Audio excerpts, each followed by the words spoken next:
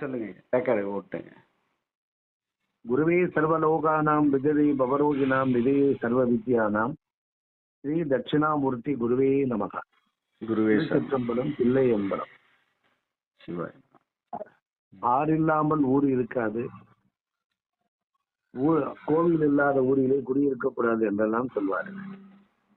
இந்த உலகத்துல பொறுத்தளவில மண்ணையும் நீரையும் நெருப்பையும் காற்றையும் ஆகாயத்தையும் இசைந்தால் மனிதன் வந்து விடுவார்.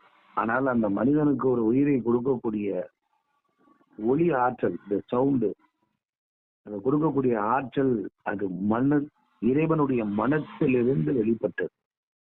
அப்ப இறைவன் எங்கே இருக்கிறான்? பரபிரம்ம சுரூபமாக இருக்கிறான். அப்ப பிரம்மம் என்பது விரிந்ததுன்னு அர்த்தம், இயல்பானதுன்னு அர்த்தம். சரி.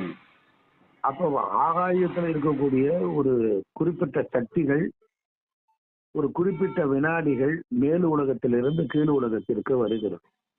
அதை ஆய்ந்து அறிவறிந்து அளவிட்டு கண்டு கேட்டு ஆனந்தப்பட்டு அதை கன்வெர்ட் பண்றதுக்கு என்று வேறு சில வடிவங்களை வைத்தார்கள்.